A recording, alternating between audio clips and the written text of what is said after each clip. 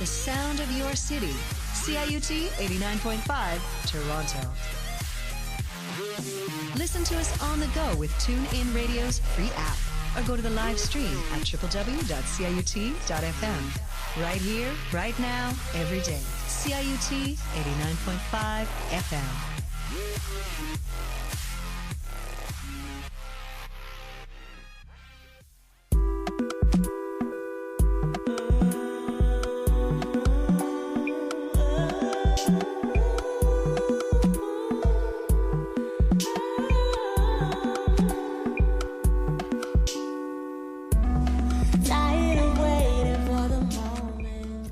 Welcome to Career Buzz, Canada's unique radio conversation that empowers lives, enriches careers, and energizes organizations.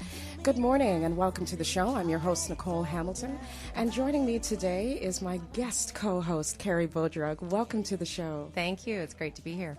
And so, Carrie, we're talking all about, of course, youth and employment. And joining us today is Tim Lang, President and CEO of Youth Employment Services. He'll be sharing information on his work in the private and non-for-profit sector and the great work of the YES organization.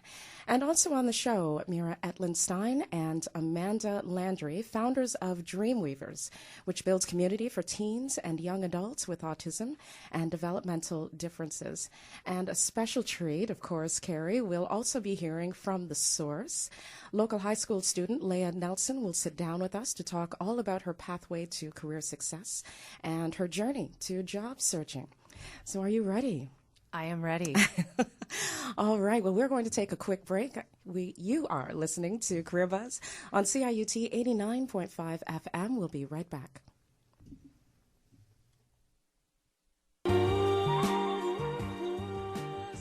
Welcome back to Career Buzz on CIUT 89.5 FM. I am your guest host, Carrie Bodrug.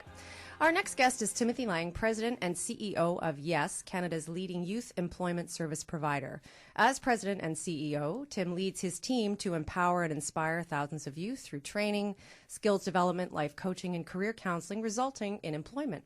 He is also the recipient of several awards, including the Queen's Jubilee Medal for outstanding contributions to the community. Tim joins us now live in studio. Welcome to the show, Tim. Thanks, Carrie. Thanks for having me. So tell us a little bit about the career path of Tim Lang before becoming President and CEO of Youth Employment Services. Yeah. I've had probably a more unusual career path than many people. When I came out of university, in many respects like today, it was one of the worst times for youth employment. In fact, even a little bit worse than today. So it was tough getting a job, and I ended up with a master's degree going into something that I didn't think I'd go into a sales world, very tough, hard-driving sales world. But in the end, it turned out to be one of the best things for me, just because you learn so much as far as communication skills, negotiation skills, even work ethic, doing something that, getting doors slammed in your face. From there, knowing that I wanted to, move up and be beyond that, but you only do that from success. So I had to work hard, prove myself, and then got into other opportunities opened up to me, and from there I went into different leadership roles and went from Xerox, a company in the sales world, into Bell Canada, and to an energy company, into leadership roles. And so most of my career was private sector leadership roles, and in sales, marketing, communications. And then strangely, my alma mater called me to see if I wanted to be the vice president there. So that got me into the not-for-profit world, you could say. And then that was a 5-year agreement. When that ended, the opportunity to be president and CEO at YES came up back here in Toronto. And so I took that, and it's been about a year and a half, and it's been an incredible experience, inspiring, and great to see the good work that we do. Absolutely. I think that's not an uncommon story, right? We often set out from our post-secondary career with intentions and goals, and then life takes you on another path and you end up somewhere unexpected. But Exactly. It sounds like for you it's been, one door opened another, and so on and so on. Yeah. What aspects of your career development in that journey do you think were crucial to getting you where you are today? Were there people or events or things that happened that opened doors for you that you could, if someone was trying to, progress to where you are today, what were crucial aspects to, arriving where you are in this moment? Yeah, good question. When you look back, you sometimes don't realize things. But I'd say a few. I did have some good leaders that first and foremost taught that working hard is everything. I mean, and results are everything. So I worked in in the sales world. Not a lot of people work in that world, but it's all about results. And that was a good starting point to realize you've got to work hard to get results. Attitude as well, like a positive attitude. I worked in a company that believed in that, in just staying strong. So I think those are two key things that I learned early on, that even not everyone wants to go into leadership roles, but when I transitioned into leadership roles, that I was able to give back to my teams to make sure that they had positive attitude, keep working hard, and I think that helped me just throughout my career. Do you find that your skills translate quite well? I mean, if you started, at point A and ended up somewhere very different, do you find that the skills do they translate whether you're in a corporate environment or like you said, a non-profit type thing? Do they translate? The skills sort of the same no matter where you are? You give 100%, and what do you think? I mean, I think they absolutely do. You don't always see that in some different environments. Sometimes, university sector, to be blunt, can be a little bit slower moving. Sure. And sometimes bureaucratic. I mean, even government sometimes a lot of great people, but just sometimes the structure is not as fast paced as sometimes the private Sure. sector, where really lives depend on it. If you're not getting the sales or the revenues, there will be job loss right away. So that mentality, I think, is very translatable, even though you sometimes go into environments where it's slower. I've been fortunate enough to go into those new environments, and they didn't change me, I changed them. I'm very proud to say I went in, and initially there was resistance, like, no, we don't do things at that timeline. And I said, yeah, well, we're going to. And sometimes it's an uphill battle, but proud to say that it's nice to help change a culture, because if you get more results, again, lives are being changed, more employment.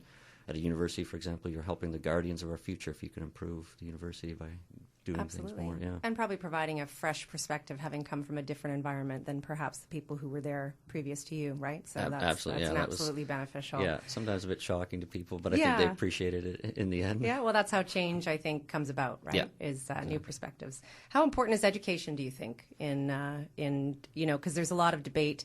In my line of work, I work in the arts, and so there's lots of debate always about, is a university degree necessary, to be successful? What do you think? Is that an absolutely essential piece, or is it relative to the career choice? Yeah, again, a very good question. We know that the data shows that for employment, having higher education, be it university or college, definitely helps substantially. So I always encourage anyone and everyone to, even if it's a certificate or any kind of training, to do as much as they can to enhance their education. And not to get off into too much of a segue, but even in the arts, sometimes people right now, a lot of times in the media and businesses, are diminishing the importance of just your typical liberal arts programs because they say, you have to have science or business or whatnot. And yes, those are important in today's world. But I have seen firsthand how important is that critical thinking that you can get from any university course. It can be English or philosophy or dance or anything. I mean, the university structure is great for that, and it's disappointing that businesses don't appreciate that. So I've been vocal about making sure employers, and wherever I can write it or read it, say that the critical thinking of any higher education is very important. So yes, education is critical.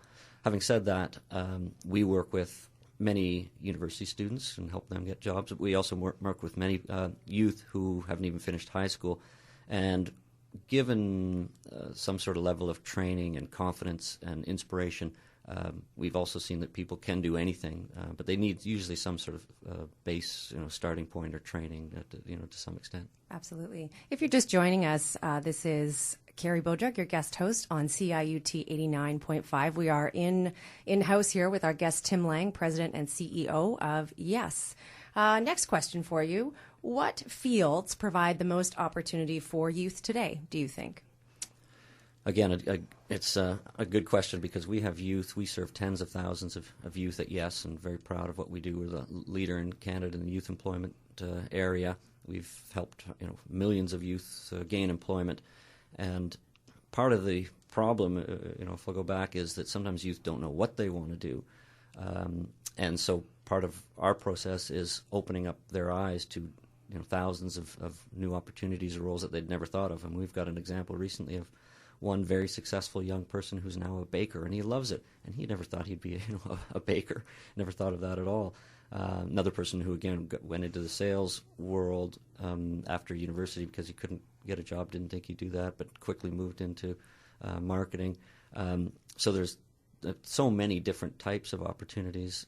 The big demand is certainly starting to go towards technology. So a recent meeting with Bing, for example, at Microsoft, they're saying that they have a demand for Microsoft certified people, and even though it's a competition, there's a demand for Google certified or coding. So there is that science piece as well. Sure. And how do you discover that? What's the process for discovering that a baker is going to be a baker?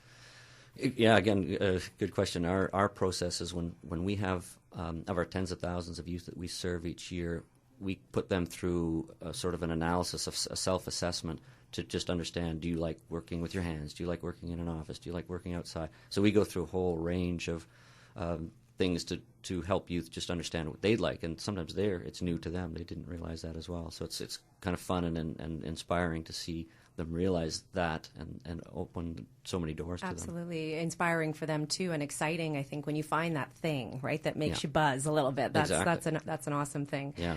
Do you think there's a lot of chatter these days about millennials and their sense of entitlement and that kind of thing? Do you think there's any truth to concerns employers have about millennials and this alleged sense of entitlement? Does this impact their employability? Yeah, again, a good question that I get often, and I've got a unique perspective, not only working at a university for 5 years, but now with youth at Youth Employment Services at YES. And, it reminds me of a quote I read not too long ago that said, youth of today are not as energetic, they're lazier, they're not as active as my generation and my forefathers. And then you read the end of the quote, and it's from 3,000 years ago, from Greek times. So on the one hand, I think people always complain about the next generation. Sure, there's differences, but I don't buy into it as much as people say. There is a slight difference in with texting, for example. It's true. I did see some parents text their kids 7 times a day during the university day to how they do in this course and that course. And so there is maybe I wish there were a bit more of an increase in independence, but it shows that parents love their kids. But in the end, I don't think there's that much of a difference. I tend to agree with you. I work with youth in my line of work, and I find, for the most part, there are always those exceptions to the rule. But for the most part, I find they are hardworking, motivated, engaged kids. Which is really not that different from me or you or many generations previous to that. So I would tend to agree with you on that. So tell us about a day in the life of Tim Lang. What does that look like? Lots of different things. We're at YES. Again, we serve tens of thousands of youth each year, and we've got an incredible team. We've got sites across the GTA, so we're doing a number of different things. I'm lucky I have a terrific team, and you have to because we've got hundreds of staff, but they deal with youth. Many who are disadvantaged come from very difficult backgrounds, and so part of the key for me as a leader is to make sure our staff is always passionate and inspired, and luckily they are anyways. That's why they've chosen this line of work. But as a leader, I have to make sure that they're always on their game, if you will, because when youth come in, they can't have someone who's had a bad day, and they need to hear that and see that positive influence. Because not only do we give them employment skills and life skills, but again, hope and inspiration to make sure they realize they can do many great things if and give true expectations too. They're going to get knocked down, and you got to get back up, and then eventually you'll find your way. What do you think is important to youth when they arrive at your doorstep? What are they searching for, or what's important to them? What are they looking for in the job market typically? Many different things. I mean, some, because of their background and maybe didn't finish high school, have never even had a job. And as much as some people think, oh, anyone can get a job anywhere, no, that's not true. Some can't even get a job at some of the most basic places. So they're really looking for the support that we give, and they don't realize it sometimes, but they come away just with a new attitude because we give them that confidence, and we see that time and time again. Now, the benefit of YES is not only do we give all those skills, which are free of charge, and in fact they get paid to attend some of our workshops, but then we have a team that finds them a job too. So we've got a close to 90% success rate. So YES, anyways, it's wonderful for me to see and inspiring to see youth come in, sometimes down and out and hopeless, and then leaving with employment and this new sense of vigor and resolve and purpose in their life. Fantastic. And do you have tailor-made programs for each individual depending on what they show up with in terms of their needs, or does everyone tend to go through the same process when they walk through the door? Yeah, I mean, it's a good point. We because everyone's different, we keep our programs small, so maximum 20 per program. Some are 2 weeks long. Some of our entrepreneurial programs are 6 months long. But we, to some extent, tailor it to the individual. There are certainly part of the curriculum is general, but then we are small enough that we can then work with each individual. And then our job developers, of course, and our career counselors, they are very individualistic, meaning they assess what the exact needs are. Right. Well, it sounds like it based on Baker versus, sales, right? Those are two very different career paths. So how would a youth find their way to you if they were looking for help? How would they access your services? They would just call us. We're usually, if you just put in Youth Employment Services or YES, we're the top search that comes up. They call us once they register. We have our customer service staff then intake them and schedule a time when they come in, and then it all flows from there. Once they come in, we assess what their needs are. Some need very little. They just need a little bit of support and some help from our job development team to find a job. Others go through the actual programming, which can be 60 hours of in-class programming. Is there an age range for the typical youth that you would target, or? We serve 15 to 30 years old. Typically, it's around the 18 to 23 range, or the bulk of our youth. Right. Yeah. Well, that sounds like there's some great things going on at YES Youth Employment Services. Thank you. So how long have you been there? How long have you been doing this job? It's been about a year and a half, and thankfully we've grown substantially. Again, part of my job is to make sure I work with government or donors to find the funding, because it is all funding based, and we've grown almost 70% in the year and a half I've been there. So I'm proud to say that we're able to then serve thousands more youth because of that. This is an Ontario-based organization. It is. We've got a network of partners across the country, but our sites are all GTA-based. So yes, we're the founder. It was founded in 1968, but of Youth Employment Services, and have trained most of the services across the country. So I think we're the leader, and through some of our online resources, we service people worldwide, but mostly our in-house activities are GTA. Fantastic. And what are your goals for YES for the next year ahead? What are your goals and aspirations? Primarily to fulfill our vision statement, which is simply changing lives forever. Very proud to say that we've done that substantially, and I've seen it on the faces of people in-house or when they get their first job. So not only to continue to do that, but to continue to inspire my team to be passionate to help more people, and again to find the resources we can to grow, so we can help even more youth in the future. And reach more. That's right. More and more as you. Because it's a badly needed service, and absolutely, if we could do more, we'd help more. Absolutely, that's wonderful. Great. Okay, well, thank you again for joining us on the show. Thank you, Carrie. You've been listening to Career Buzz on CIUT 89.5. We will be right back after this break.